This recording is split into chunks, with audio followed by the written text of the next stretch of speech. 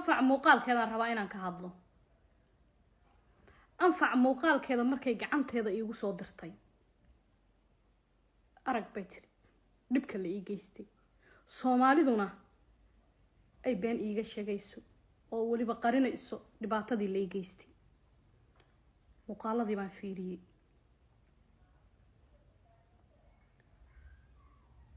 أو هنتي جبردة إسكداي طيب بابا إن كأنه أنا قد دبك اللي يجو سمي أنا جيبا أو هن إسعين واي هير أنجارو إن الله بوضه صون كيجي وقيل قيل إيجا قلو sawaxanka iyo qaylada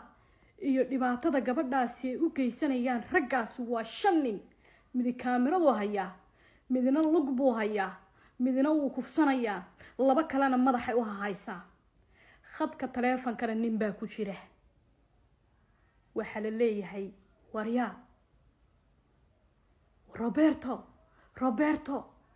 Roberto buu ku hayaa ninka lugta haya gacanta kale ku haya gacana lug buu ku hayaa nina guud ahaan buu u duubayaaba macal Robertaha kulligood waxaan la wada sheegayo dhan meesha uu duubaya marba dhinac buu kaamirada kaga qabanaya dadka wajiyadooda lama arko wajiyadooda la wada xidhay qof waaxida wajigiisa lama arko gabadha qayladeeda iyo kufsigeeda iyo sida u galgalamayso iyo cabaadkeeda iyo sidii gafuurka loo hayo iyo sidii marooyinka loogu ceejinayo iyo sida naqaska loogu celinayo iyo gabadha qaylada ka baxaysa iyo nafta haysa waxa loogu daray ma taqaanaa Roberto raali geli khadka taleefanka qofka ku jira Roberto la leeyahay inuu isaga yahay ma sheegi karo kuma dabaabi karo waa isaga oo waan arkay wuu ku dhex jiray ma dhihi karo laakiin xaqiisa kaamiradu way madoobay kaamiradu qaybta yarna xageeda ku jeeday laakiin waxa la lahaa Roberto gaar raali geli ayadoo dhibaatada lagu hayo kursiga ah 4 nin dul joogan bay waxay leedahay raali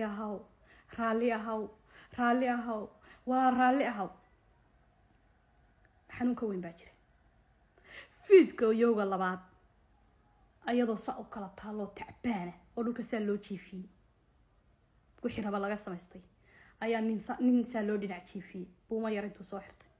dhala khamriya gacanta loo saaray waa laga duubay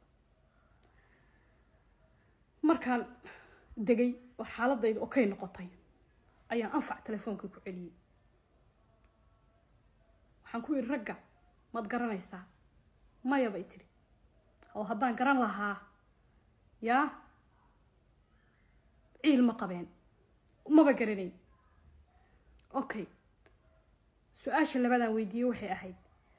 fiidiyogan maadiga shaki baa igalay aniga baa shaki igalay markaasay tiri waa aniga waan ku noqday wajigii waayadii waxaan ku iri goormay dhacayaan waxan adoo xaqiiqda igala hadlaya Soomaalidu waa indho ku garaadle aqli ku garaadla ma qof dulman bay dhahan ma dulmana kanaan dulmadayna waxay dhahan waa dulmanya waxay igu tiri arrin Soomaalida ka qarsoon baa jirta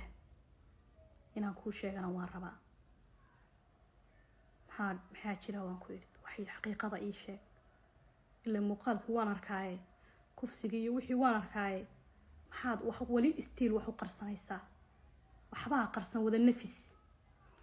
waxay ii sheegtay oo ay tiri Soomaalina u sheeg aniguna waa sheegi doonaa fiidiyogan inuu ahaa 2023 kufsigana xilliga igu dhacay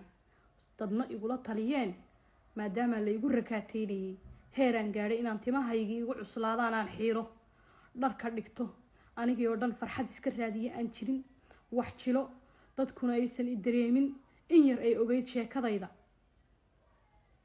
familkaygiina hadday ogaadeen bay tiri waan u sheegay xaqiiqada maxaa markaa nagu sheegi weyday baa leeyahay aniga dhan ciriiri baan ku jiraa bay tiri Soomaalidu waxay igula taliyeen dadkii iyada u dhadhawaa ee asxaabteeda ahayd inay muuqaalkan hadda ka dhigto oo arintaas sida ugu nafisto rikaatadan ay ka baxdo wallahi waa gariiraya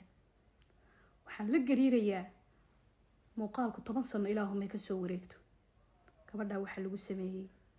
xanuunkeeda wax 20 sano soo socota ka maydhmaya ma aha way la qabri gali kartaa le ayadana abaayo nin walba ku dulmiyay oo arintaada been ka dhigay ee been ka sheegay ee muuqaalkaaga beeniyey ee adoo dulman qofkii aad ka dacwoonaysay la soo saftay qabiil dartii iyo beenalo iyo siday u difaaci lahaayeen kaanuu inay ku kufsadeen bay ka dhigan tahay aakhiro ayaa waryaalaa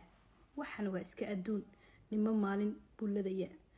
beritoona qabri buu ku jiraa maanta markuu qadeeyo quraacdo beri qabri buu ku jiraa ilaahay ha kuu dhib yareeyo dhibkana allah kaa saaro kolley xalaytoo arrimihii dhacayay gabadhii qolka kaasoo furataad la shaqaynaysay baa kugu kaliftay inaad muuqaalada dhan aada soo fasaxdo maadaama aad tiri waa soo fasaxaya arrintaydii waa la beeniyey oo sharafi ima dhowrna dadkana waxaan kula talinayaa qof walboo gabadhaa muuqaalkeeda arkay ama uu soo gaadho ama loo soo diroo lagu qanciyo in uusan sii faafin arag iska dhiliid taasaan kugula talinayaa